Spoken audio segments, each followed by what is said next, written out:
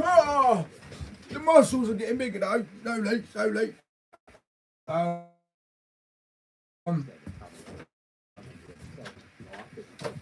I've got a t-shirt. So what is Zkay doing? Thank you for clicking on this whenever you have. Zkay, Mr. Zkay, has received a package from Amazon. An Amazon package, you're asking? Oh, yeah. Oh, yeah, baby. A fucking Amazon. What an Amazon parcel implies, though, is that it's the beginning of selling CDs. And up on my bed, as I came back from the gym, I'm feeling the pain on my chest for some reason. Well, not on my chest, even though I hit chest quite a lot. I'm feeling the pain on my shoulder. This bad boy is a CD burner. I've got an adapter for it. It's already got an adapter. Type C. So yeah, in short, we're going to be burning CDs and selling it out in the but there's what, 2 issues currently, and first issue is the first issue. I need to learn how to do the payment thing and sort out the payment thing, because that'll be shit if they only have cash. So that you can prepay it for when you get there. But I came up with if they scan this thing, when I did the barcode thing,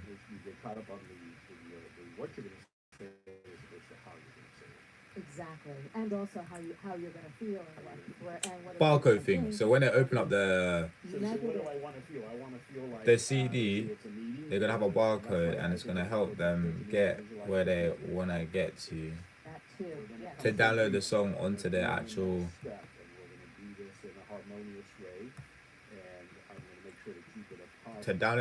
onto their phone or devices, but the barcode inside it will only work after they send it to people or post on their story. Hello! Yes, you are. Lovely to meet you. I'm Zkay, I make music, I'm a vibe, you know, right now. I'm just documenting my thing, just because I know I'm going to get there. I just got to, trust the process, really. You know, that's what it's all about. That's what all this is about. Trusting the process, man. Also think about how do you want to feel afterwards. Feel satisfied.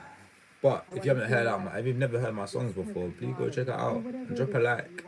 Come back to this, assuming that you was here. But even if you just go with the, can I say that? Why? Why? Bumbleclip. I just gave you a like and subscribe. My brother, appreciate you. The like's a bit delayed, but you know, I have the pass. Bro, if you have a pass, that means you're not black. Meaning, you shouldn't be able to even think about them type of things. Meaning, that you're just racist. If you want to be racist to people, just be racist, you know? I can't help the fact that I'm black. Look at him.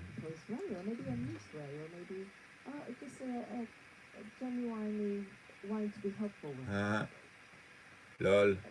You tried. Again, the download is the 7 preparation rituals to reduce anxiety before you speak. N-I. Bro. N-I.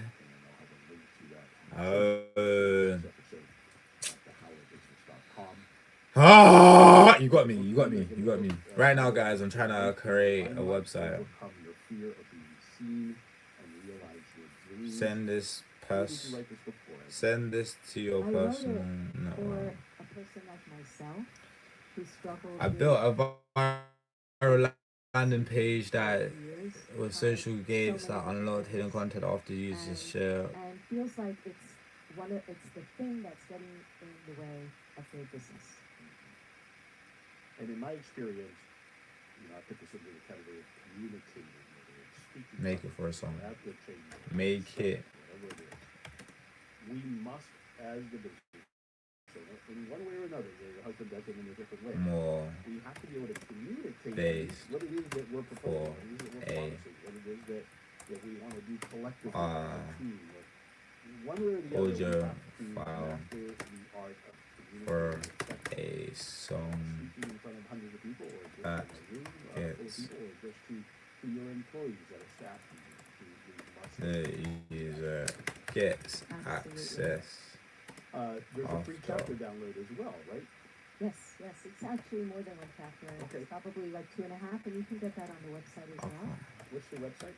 LindaUgolo.com. But yeah, guys, if you've never seen me before, drop a little flipping subscribe. Don't be shy. Sorry, I wish you could see what's on my screen, but I don't have the funds to do that stuff yet. And my Wi-Fi's dog. I tried to do it on my computer not too long ago, and I realized that, yeah, man, bro, just listen to this song. Well, truthfully, I recommend getting the It's book. fire. What do you think I was Because it going is to a say? guide from Aye, red sorry, brother. Hey, thank you for you learn how to thank you for checking it out. how to Thank heal you. the fear, healing your self-image, changing your mindset, using Share voice your to network, relax exclusive and connect person. with your body. It's really the handbook Exclusive that drop. you need to move from where you are right now to opening up this world Unlock. of possibilities that happens when you get on the other side of the fear. Oh, which word is he spelling out today? One of the things that I heard N-I-G part of it is H-D. understanding that Night. what's the origin The story, sky. where's the This guy. I don't even think this is a guy, you know. observed is that for most people, there's somebody that made us believe that we should stay quiet. That's right. And we don't want those things to Hey, bye, bye. I'm literally making a website right now as we talk. Sorry, guys. That might be the one thing, but what's the one thing that you want us to take away from this Reviewing conversation message. about, as you say, the light in the limelight from the perspective of a small business owner? What's one thing you want us to take away from this conversation? That if you are afraid of speaking in public, you're not stuck with it. You good this There's a morning? reason you I can feel take motivated. it. It can Like, take years, it can take some weeks or months. And yesterday some night. of it If you is skip to the right beginning, you for see what I you said. But feeling more delight in all your learning. that's pretty much what I'm trying to do. Tell us where to go again online to get the download. I just had a thought process, and Linda, I'm just trying to make it happen right now. And any social media is where And then you can by Linda, Sunday, great insightful conversation. Thanks for taking the time to share with me today, share your insights and your experiences. Thanks for being with me today. perfect. I'll transform the landing page into a music This is Henry Lopez. experience. I'm looking Thanks for exclusive joining us unreleased on chat How for Business. now. Today is Linda Ugolo. I release new episodes every Monday morning. Change You the can find theme the to show anywhere Purple you listen to King podcasts, vibes including that on our have YouTube an channel, the Howard Business YouTube channel, and my website, thehowardbusiness.com. change. Thanks for listening. Share your network to unlock the new For more trends. information about our coaching programs, online courses, show notes pages, links, and other resources, please visit thehowofbusiness.com.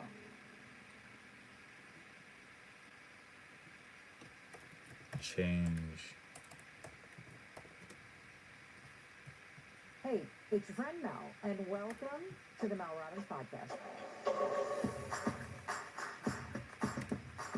So just this morning, That's literally crazy, a couple hours ago, before I walked into the studio, sat down in this chair, and am talking to you now, I get this text from one of my close Thank college you. friends, and it said, Mel, I really need some help. Do you have 5 minutes? And she was texting me because she was looking for recommendations on what to do because her daughter's anxiety, it is through the roof. And you know what?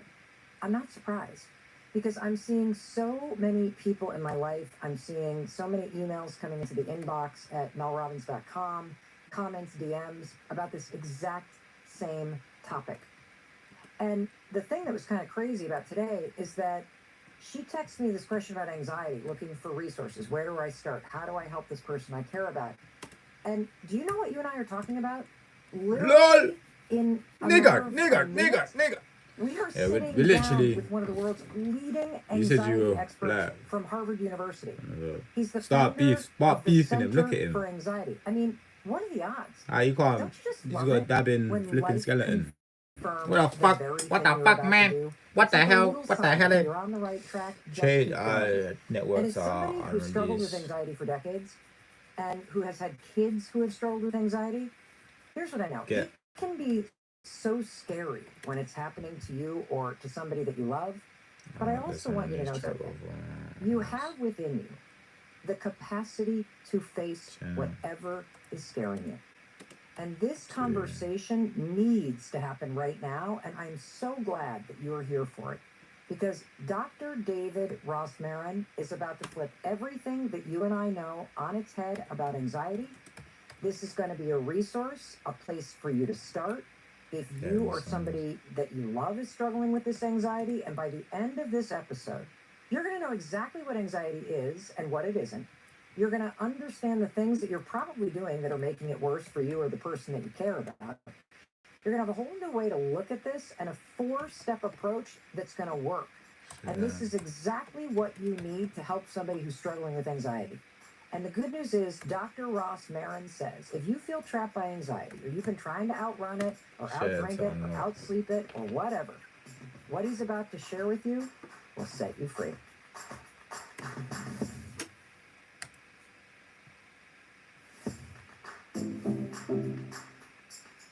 Hey, it's your friend Mel, and welcome to the Mel Robbins Podcast. I am so thrilled that you're here. I'm excited for today's conversation.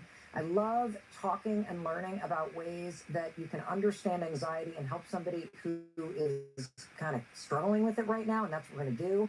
It is always such an honor to spend time with you and to be together. And I want to take a minute and acknowledge that if you're a new listener, Guys, welcome. chat, have you guys figured out if he's black or not? Is he black or is he fucking I'm light? so thrilled that you hit play and that you made time to Yo, what listen to color this is particular episode, because I know that you don't have a lot of time. I know you value your time, and I know that you're listening because either you struggle with anxiety or you're feeling a little bit more anxious than normal, or you know somebody who does, and you're looking for resources that are going to help you get control of your anxiety or support someone else. And I'm going to tell you something. You're going to want to share this with everybody that you care about, because this is a life-saving and a priceless resource with one of the most respected and renowned experts on the planet practicing medicine today, working with thousands of patients around the world who are struggling with anxiety.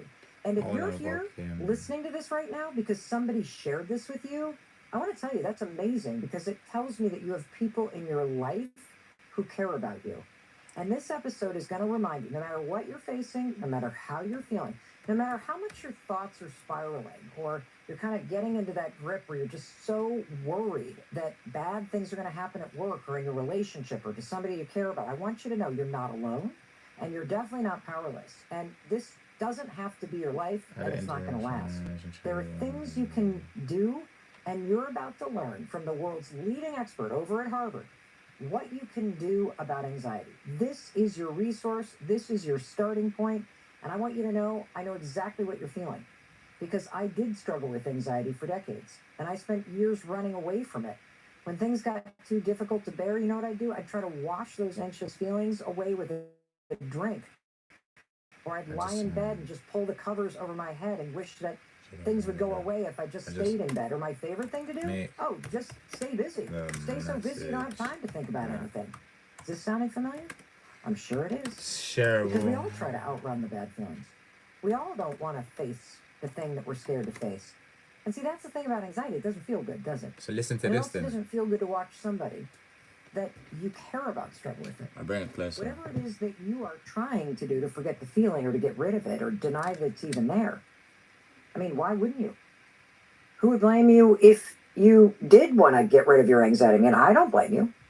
Well, what if there's another way? What if there's an entirely different way to think about the topic of anxiety? An entirely different way to respond when you start to feel a little anxious? What if there's a different way to show up for the people in your life when they start feeling anxious? What if instead of running away, you actually learned how to run toward it? I mean, what does that even mean? Well, Our expert today is going to tell you exactly what it means. That's good. Dr. David Rossmarin is one of the world's leading experts on anxiety. He's the founder of the Center for Anxiety, which offers therapy across the United States. And it's focused on not just living with, but thriving with anxiety. And when I heard that, I was like, okay, thriving? I'm a little skeptical. Well, I think Dr. Rossmarin is going to suspend all disbelief and set us free. He's an associate professor of psychology at Harvard Medical School and the director of the Spirituality and Mental Health Program at McLean Hospital, which is one of the top-ranked psychiatric hospitals on the planet. He's also the author of Thriving with Anxiety, 9 Tools to Make Your Anxiety Work for You. And he'll be the first to tell you he deals with anxiety too. And after 15 years as a leader in this field, he has learned something that you will probably find kind of surprising. Embracing that dreaded anxiety, it's actually good for you. It can actually enrich your life, make you happier, more confident, more resilient person. Now, that may sound like a very tall order, especially if you can't sleep because your anxiety is so bad or you don't know what it feels like to not have racing thoughts. But there is a different way to live. So if you and I are going to trust anyone, how about we promise each other that we're not going to trust the negative thoughts right now? We're going to trust Dr. Rossmarin because he says he can show you anxiety is not the curse you think it is. And he's actually going to teach you today how you can start seeing it as a blessing you can embrace. Now, there's a word I never thought I'd use before today's conversation. So let's just jump in. Dr. David Rossmarin, I am so excited that you're here. I am even more excited. Well, one of the reasons why I'm excited is because I am asked the question over and over and over again. For some reason right now, this is one of the biggest things I've been asked, which is I either have somebody that I love that's struggling with anxiety or I am suddenly very anxious. Where do I even start? And I feel like this conversation and the honor of being able to sit down with you and learn from you in the way that you are counseling and helping and healing people around the world with your work who are struggling with anxiety. I just feel like this is going to be the biggest gift. And so I would love for you to tell the person listening who has made the time to learn from you today, what could change about their life or the person's life that they're going to share this with if they take everything to heart that you're about to share with us based on all of your experience and they use it in their life? There are 2 things. Okay. The most fundamental is to stop judging yourself for feeling anxious, to stop feeling anxious about the fact that you have anxiety in your life, because everyone does. It's a normal human emotion. In fact, if you don't have anxiety, something's probably wrong. That's number 1. And number 2, once you accept that it's part of your life, you can use it as an ally instead of an enemy. That's a pretty tall promise, the ally versus an enemy, because I think anybody who is struggling with anxiety or watching somebody struggle with it, it does seem like an enemy. It sure does. And that's why I was really curious, because the title of your best-selling book is Thriving with Anxiety. Because when I hear Thriving with Anxiety, it almost presumes that I got to keep it. And I'm like, but doc, I want to thrive without this stuff. Of So course. what is possible when you say you can make it an ally or you can thrive? I would say it's almost as counterintuitive as let them. What do you mean? Well, I don't want to let them. I want to control them. I want to stop them. These annoying, irritating situations in my life. Once you accept that you can't, that actually becomes a resource for you to become more resilient, more connected to people who are worth connecting to, worth focusing more on things in your life that you can control. And anxiety is the same way. It's kind of like let them for your internal world. So meaning that because we don't understand what anxiety actually is and because we're afraid of it, actually it reminds me of a passage in your book that I want to read to you that I found so interesting. Okay. Anxiety is nothing to fear in and of itself. This is page 35 I'm reading from. My office has serviced over 10,000 patients. Correct. And we have never had a patient die from anxiety. No one has ever been hurt from their anxiety symptoms or, quote, gone crazy from the acute experience of anxiety, even though I'll add that you often feel like you're going crazy. Sure. And you write, yes, people can develop behavioral problems in the context of anxiety, including alcohol or substance misuse, self-injury, and suicidality. However, if you want your anxiety to decrease, the last thing you want is to flood your system with more How's adrenaline. everyone doing though? So reacting with catastrophic or self-judgmental thoughts to the fear response only makes it worse. And so what I take from just that passage is that we kind of have anxiety all wrong. And because we do, we're making it worse. 100%. That's exactly what's happening. Our society is over-medicalizing, over-pathologizing a normal human emotion. Now, don't get me wrong. At a certain point, it does become pathological, but we are conflating clinical, pathological anxiety with normal anxiety that all healthy human beings experience. And in making all of that one big lump of craziness, we have become allergic to the normal side of anxiety, and that's creating the anxiety epidemic today. Wow. So will you unpack that allergic part? Because you also write about that in your book, that anxiety is almost like an allergy. So you just said something that I think needs to be said even louder, which is there's a massive difference between the kind of chronic crushing anxiety that becomes a massive debilitating problem in somebody's life, and the very normal anxiety that absolutely every human being is going to feel. And if you understand it, it doesn't have to get worse. It could be something that can actually be an ally that you're not afraid of. What do you mean when you said allergy, though? I did this for years myself. I would show up to work, have clammy hands, have a little bit of an upset stomach. My breathing would be a little bit labored because it's a stressful day. And I would say, David, what's wrong with you? Until it was really during the COVID pandemic that it hit me. I'm like, that's not true. Like, we're going through a hard time. We're going to feel somewhat anxious. And in fact, if I didn't feel anxious, then something would be wrong. And then I realized we need to bifurcate between normal anxiety, which is actually potentially a very great resource to thrive in your life, and then clinical anxiety, which does need professional treatment, whether it's medication or psychotherapy or something more sophisticated and targeted. But we're getting it wrong, and it's having disastrous consequences, especially for kids.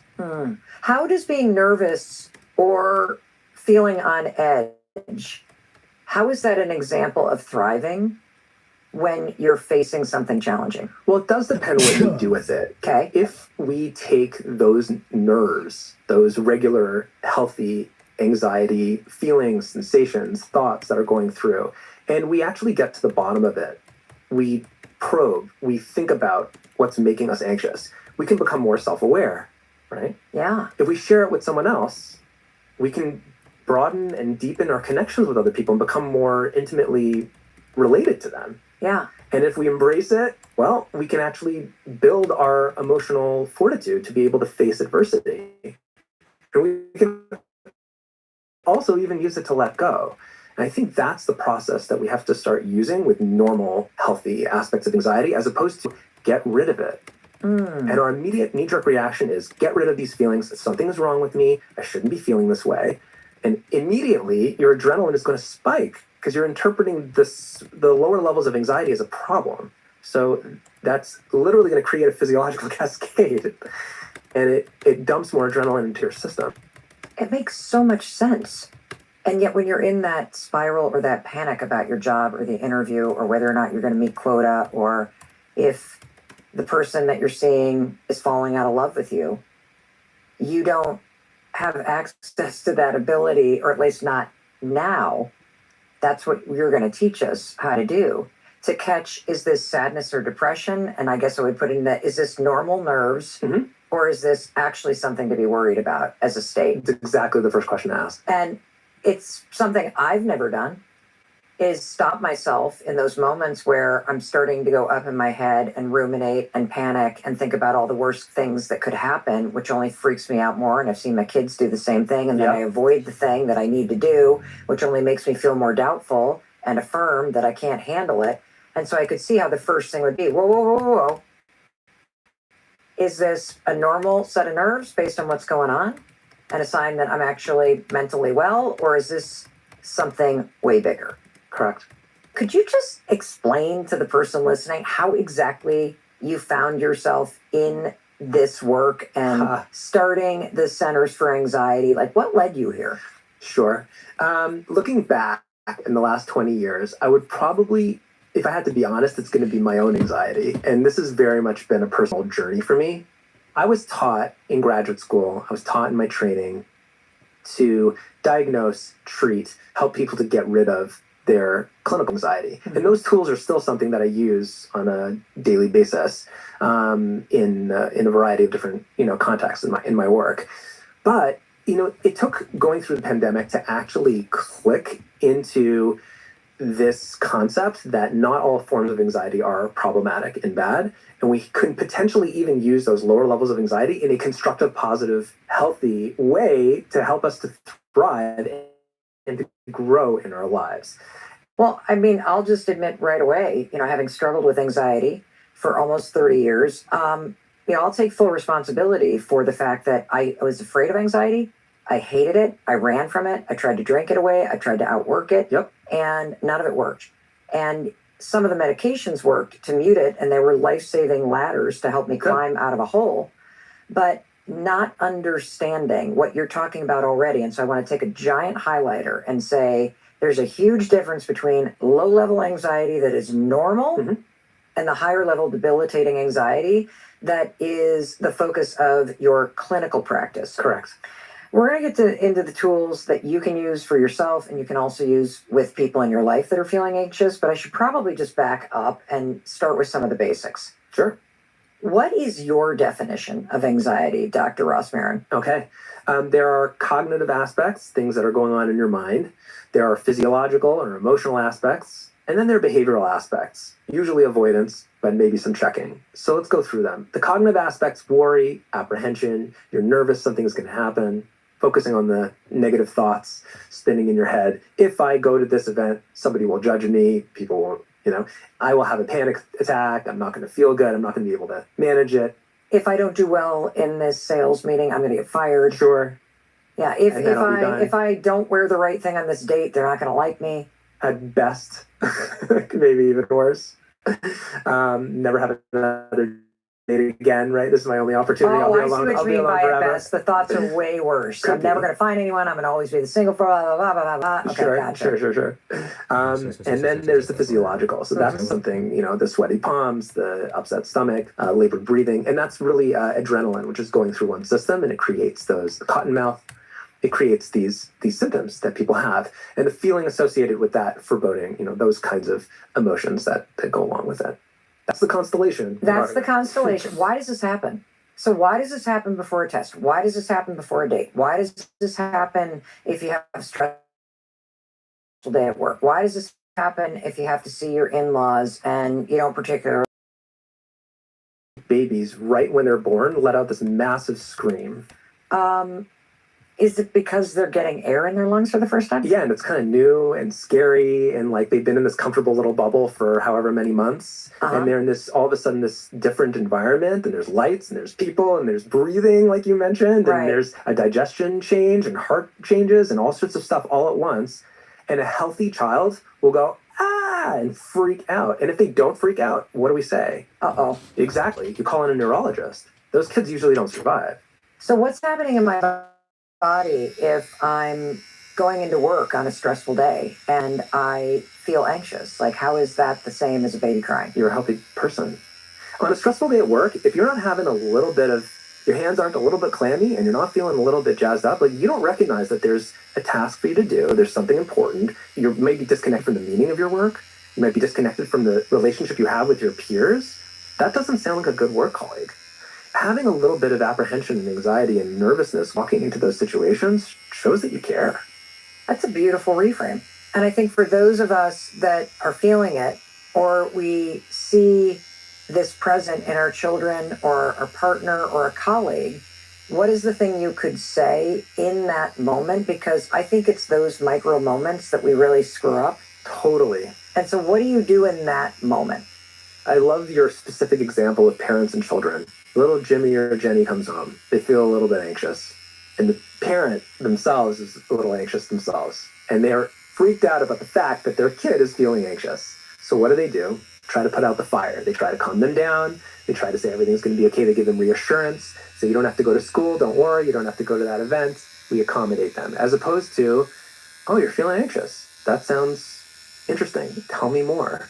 With no judgment, and just to explore it and actually create a more deep connection between parent and child.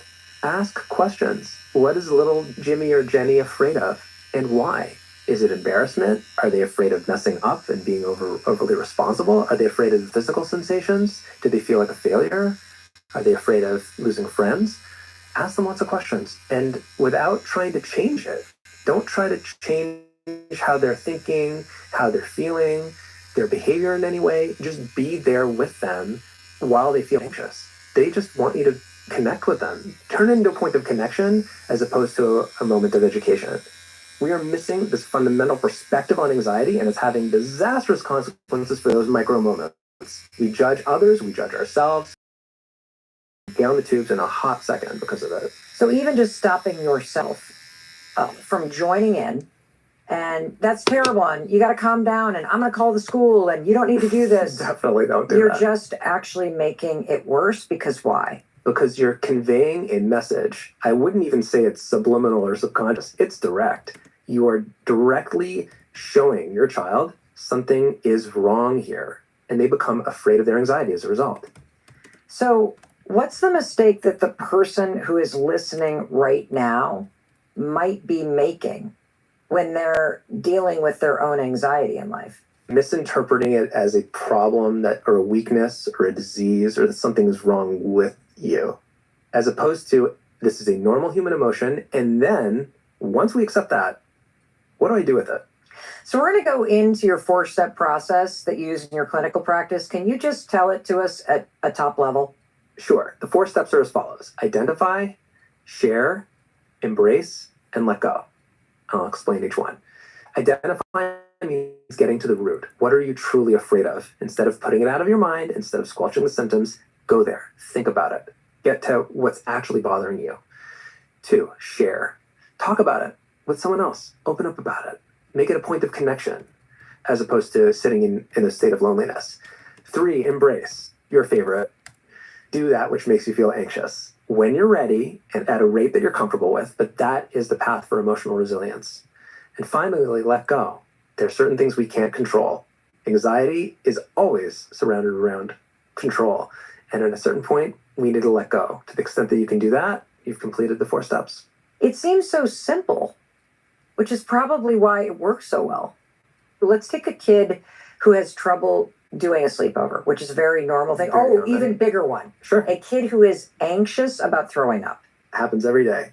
Well, and my son, even to this day, at the age of 19, hopefully will allow me to share this, is afraid of throwing up. Even though he has thrown up and knows that he can throw up, he still will get anxious about throwing up. And it was a huge thing when he was a kid. Yep. So if you were here, I would want to know what's the focus of his apprehension. That's a very fancy way of saying what's at the root of his anxiety. Can we identify what is he really afraid of? When you vomit, it's unpleasant. Is it taste? Is it just the gag reflex? A video once and there's an association with that video. I would have other questions here to ask with no judgment, simply to explore what about that situation is so upsetting for him. You know what I love about this? What? Is that I so screwed this up because I'd be like, you're not going to get sick. You're going to be fine. It'll happen. There's a nurse at school. Get on the bus. And what you're doing is you're actually slowing down that micro moment and you're going deeper and saying, well, what would happen and what is it really? And when you get to that answer, let's just say it's that, and I hate the pressure on my face, Yep. and I hate it that it's going to happen and you're not there, or that somebody's going to see it. If it's going to happen and you're not there is important. What about vomiting without mom is upsetting? I'd want to know that. Based on what they say, I'm going to probe a little. Pediatricians share with me that the fear of throwing up is one of the biggest fears that kids have behind their parents dying. And when you hear kids talk about this in your practice, like what typically is underneath some of these very common things that cause kids anxiety, whether it's sleepovers or it's separation anxiety or it's throwing up? Yeah, I'll tell you what, I often think it is about the throwing up. There's an association because, like, the kid threw up at some point, and one of the parents cleaned it up, and it was not pleasant for anyone. Oh, so we shamed them. Well, there is a bit of a fear of that. I'm not saying you did. By the way, the therapist in me really wants to probe for your, like, sort of over responsibility for your kid's anxiety. I'm totally sort of dying to do that, but I don't want to turn this into a therapy session, so we'll stay on topic.